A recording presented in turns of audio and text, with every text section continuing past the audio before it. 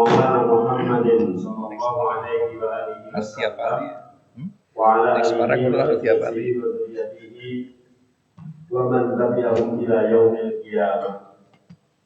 Qala Allah ta'ala fi kitabihil karim, a'udzu billahi minasy syaithanir rajim. Ya ayyuhalladzina amanu ittaqullaha haqqa tuqatih wa la tamutunna illa wa antum muslimun. Hadirin wal hadirat, bapak-bapak, ibu-ibu rahimani wa rahimakumullah.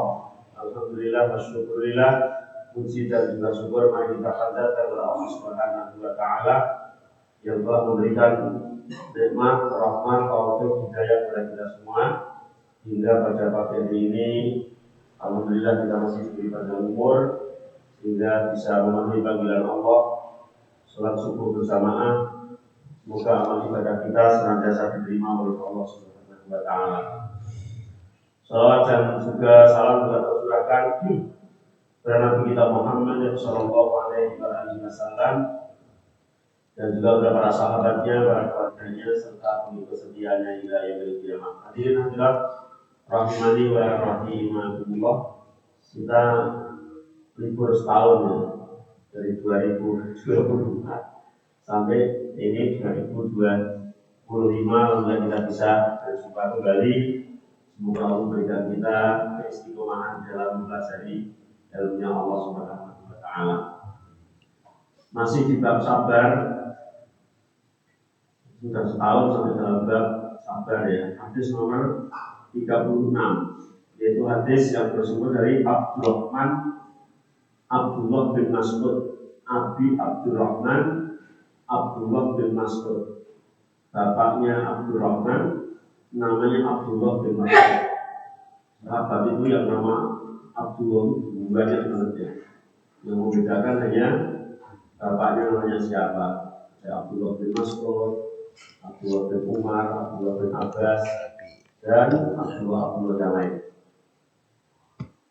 Abdullah bin Mas'ud berkata, ka'anni anzuru ila Rasulillahi yuhti nabiyan minal anbiya'i salawatullahi wa salamuhu alaihim darabahu qawmuhu fa'adat mauhu wa huwa yamsahu dam an wajhi yaqul Allahumma ighfir li qaumi fa innahum la ya'lamun. Muttafaqun alaih.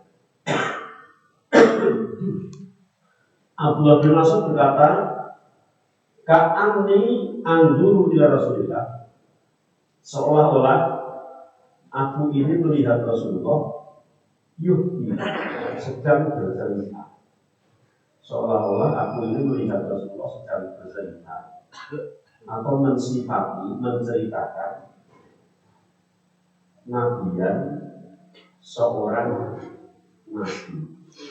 Aku mendengar Nabi sedang bercerita, menceritakan seorang nabi zaman dahulu. Minal anbiya, dari nabi-nabi yang dahulu. Sholawatullahi wa salamuhu alaihim. Semoga sholawat dan salam Allah tercurah atas mereka. Menceritakan dorobahu qawmuhu. Nabi menceritakan nabi, salah satu nabi zaman dulu itu kaumnya atau umatnya itu memukulinya. Dorobahu kaumnya atau umatnya itu memukulinya. Fa'ad mau, kemudian nabi yang dipukuli tadi berdarah-darah. Kata Ibnu Mas'ud, pernah Nabi itu menceritakan seorang Nabi dari Nabi-Nabi dulu, diceritakan bahwa Nabi itu dipukuli kaumnya sampai berdarah-darah. Wahwa yang sahud dam an wajhi, hingga Nabi itu mengusap, menyapu darahnya yang ada di mukanya. Jadi ada Nabi dipukuli sama kaumnya sampai berdarah-darah dan Nabi itu mengusap darah di mukanya. yakul sambil berdoa, Allahumma ghfir li qaumi fa innahum la ya'lamun. Ya Allah, ampunilah kaumku yang mengumpuli aku karena mereka adalah kaum yang tidak ngerti. Kira-kira kalau kita ada orang tidak tahu menahu tiba-tiba mengumpuli kita, kira-kira dengan ngomong apa? Misalnya dengan suara yang ngomongnya kuak-kuaki, misalnya dengan ini rawani balas lah, ngomong ini wong sing terpengaruh lah, pokoknya dengan rawani apa-apa. Ini kira-kira wong yang rumah dengan dua ini. Benar? Benar enggak kira-kira? Ya Allah, ya aku diampuni itu saja ya Allah, karena saya tidak tahu. Benar enggak kira-kira gitu? Insya Allah. Ya Allah, jangankan kok datang ke rumah ngapoki gitu loh. Dengan naik motor, nah motor mau pasar mau kemana gitu, kan layanan rendeng. Terus dengan naik motor sudah minggir awal-awal, terus ada dengan ada layarnya, kalau emitit hanya setir kanan mulai. Ono mobil buat buas, terus banjir lipat menangis dengan jangan begini dia. Allah maafin. Ya Allah, tunggu silmak motor itu jangan di desanya Allah akan pikir gitu kan. Inilah Nabi, karena Nabi itu dipilih. Kenapa kita itu nggak dipilih jadi Nabi? Ya mungkin kalau kita belum bisa, ya. Ya kalau pas kaji kayak gini, insya Allah bisa gitu. Nggak tahu kalau kenyataannya. Semoga saja bisa. Jadi kaum Nabi ini mengucapkan Allahumma ghfir li qaumi fa innahum la ya'lamun. Ya Allah, kaumku itu yang ngaploki aku itu ampuni ya Allah, ya ampuni ya Allah, karena mereka adalah kaum yang tidak ngerti. Kaum kita itu mendoakan ampunan terhadap orang yang kita setuju, orang yang saling mencintai dengan kita, kadang-kadang bisa berapa. Coba wes cek-cekan wes dengan dungo sehari itu kemarin, ya Allah semoga istriku diampuni ya Allah, itu kira wes. Berapa kali wes dalam sehari semalam ini, bisa jadi belum pernah mau sehari semalam ini kan gitu. Ya Allah ampunilah dosa bapakku, ibuku, bisa jadi belum pernah, mungkin dikira saja nggak sengaja Allah beri dulu di wali-wali kaya. Warahmatullahi wabarakatuh. Sobiro, apalagi mendoakan ampunan terhadap orang yang benci terhadap kita, yang menyakiti kita, yang mendolimi kita. Karena doa orang yang didolimi itu manjur. Maka kalau berdoa, ya baik-baik. Ini Nabi ini kan didolimi, untuk kapok kan didolimi. Nabi didolimi, doanya manjur, maka doanya Allahumma ghfir li qaumi fa innahum la ya'lamun. Masyaallah, ini pelajaran yang luar biasa. Ini bukan hanya sekedar sabar, tapi super sabar ya. Fasabrun jamil, sabar yang luar biasa. Maka dalam hadis yang pendek ini, perkataan Nabi hanya Allahumma ghfir li qaumi fa innahum la ya'lamun. Faedahnya atau manfaat atau penjelasan dari hadis ini diantaranya yang pertama sabrul anbiya wa tahmiluhumul ada fi sabili tablighi da'watihim linnas liyanalu ridwallahi wa rahmatihi. Para nabi itu super sabar ketika diuji oleh Allah dengan berbagai macam ujian. Tujuannya Nabi hanya satu, agar mendapat ridho dan rahmat Allah. Ikutlah mas, ada yang lain yang dicari agar mendapatkan ridho Allah dan rahmat Allah. Sehingga ujian apapun yang diberikan oleh Allah pada Nabi, Nabi itu menghadapi dengan kesabaran, dengan super sabar di dalam menyampaikan dakwahnya. Kadang-kadang kita menyampaikan sekali dua kali, kemudian didustakan misalnya oleh jamaah kita gitu ya, atau oleh orang yang terdekat pada kita sudah mutung dengan jangankan sampai disakiti. Kemudian yang kedua, min akhlakil anbiya muqabilatul jahli bil mufrad wal musamahah. Akhlak para nabi itu memang super baik, sehingga ketika membalas perilaku itu dengan balasan ampunan dan bersikap lembut. Nah, orang bodoh kok dibalas atau diladeni dengan semisal berarti bodoh ya lah. Masa Nabi dikaploki terus gendang ngaploki itu ya bodoh-bodoh ini ya. Maka Nabi itu akhlaknya tinggi. Iya, akhlaknya tinggi dalam membalas berubah bisa bermakna juga mengampuni, memaafkan sekaligus memintakan ampun. Memaafkan itu saja kan tinggi. Ini memaafkan dan memintakan ampun. Engkau sudah aku maafkan, bahkan aku mintakan ke Allah, semoga Allah mengampuni kesalahanmu karena kamu tidak mau. Masya Allah. Ini akhlak para nabi, akhlak anbiya. Kemudian yang ketiga, ada muamilatil jahilin bimisli amalihim, ya.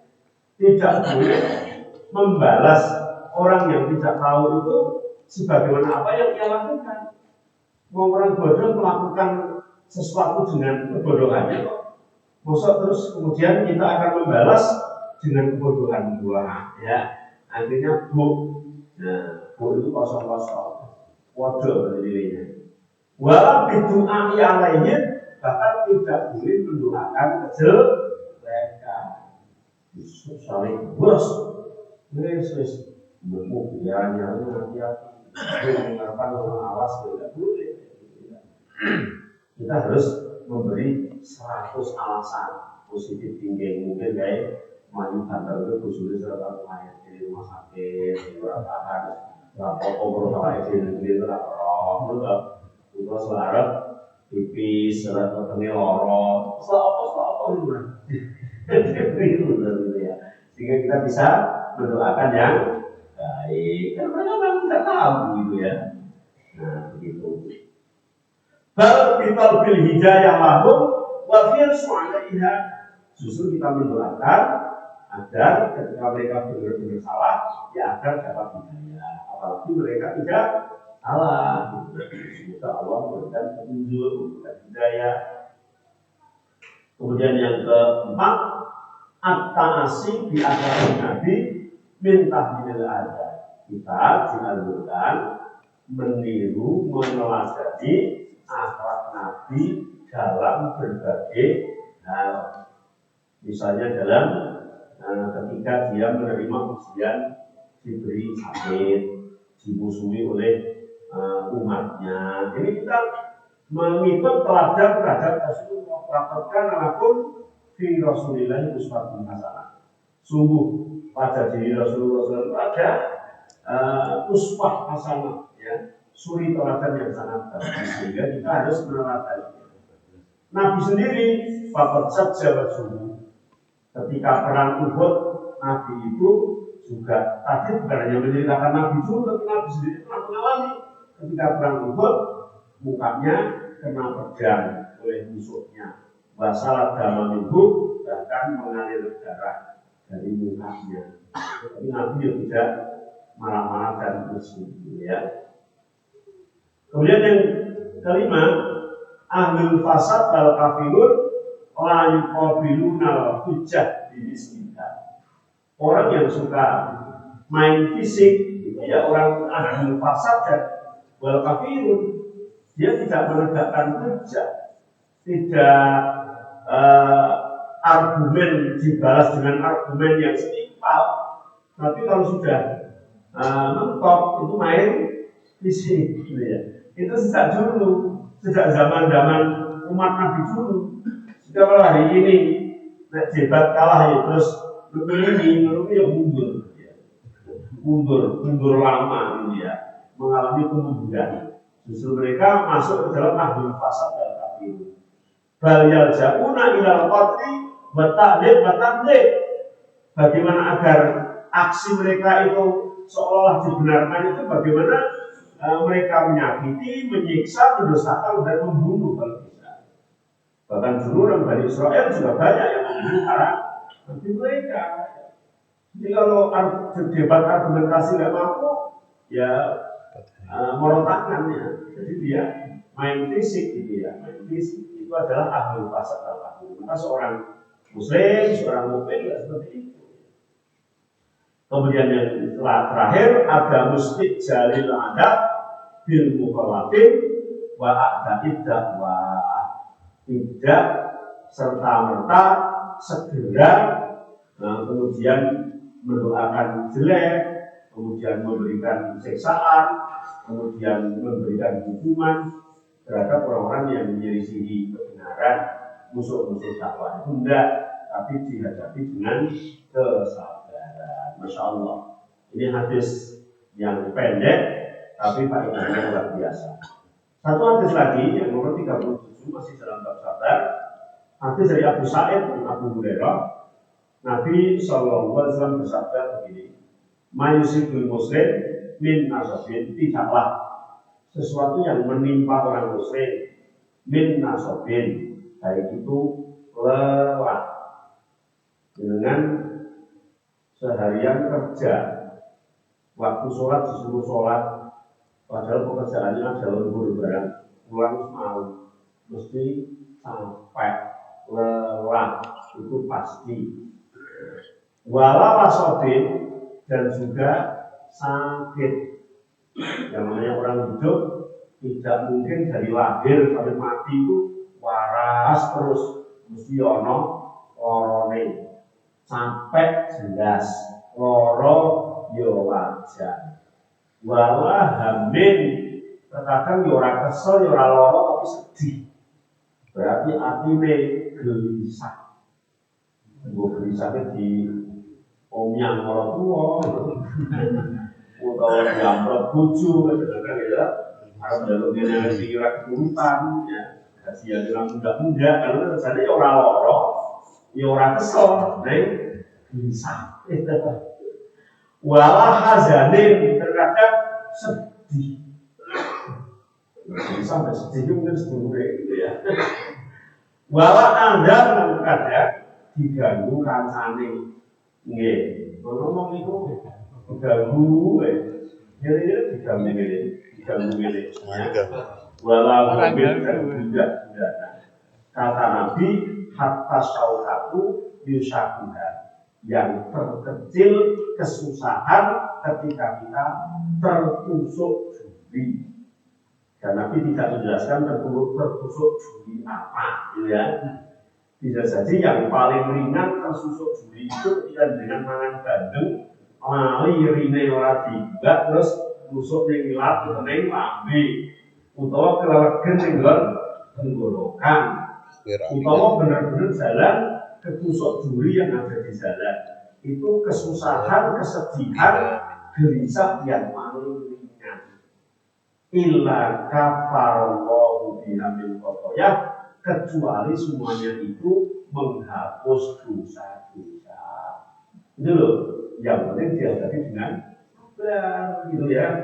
Yang namanya hidup itu ya bergelombang, ya naik turun. Gak mungkin mulus terus dari lahir sampai mati seneng guyu terus mega, ya. Kita kalau guyu orang tahu lah, kapan deh kita kan gitu ya.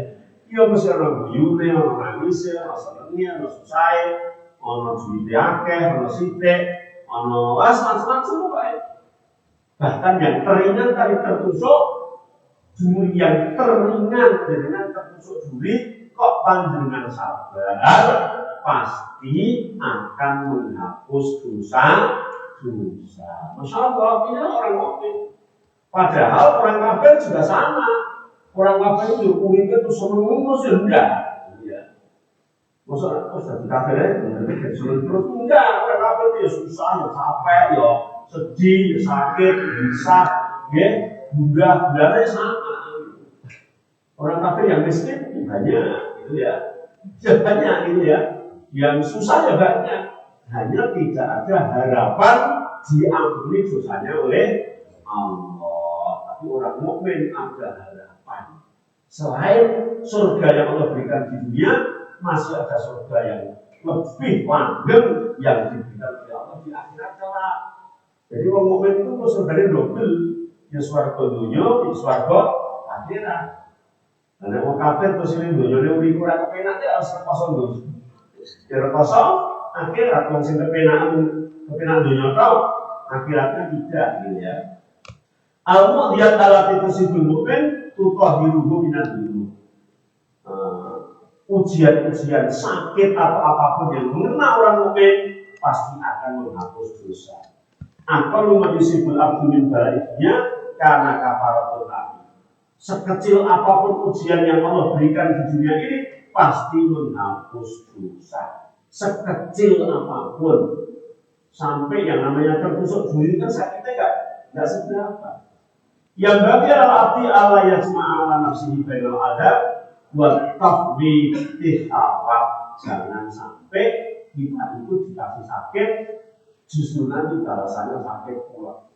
Dengan dikasih sakit oleh Allah nggak terima, nggak sabar, undomono, maka besok dengan akan menjadi sakit lagi di akhirat. Bahkan di dunia itu juga orang itu sakitnya itu parah atau tidak tergantung mensikapinya. Bisa jadi sakitnya besar tapi bisa mensikapi jadi kecil. Bisa jadi sakitnya kecil tapi nggak bisa mensikapi jadi besar. Al-masab min man harumas salaf. Sungguh orang yang betul-betul diberi musibah itu adalah orang yang tidak mendapatkan pahala dari Allah Subhanahu wa taala ketika diuji oleh Allah Subhanahu wa taala. Sekian, semoga bermanfaat. Subhanallah bihamdik. Asyhadu an la ilaha illa anta astaghfiruka wa atubu ilaik. Wassalamualaikum warahmatullahi wabarakatuh.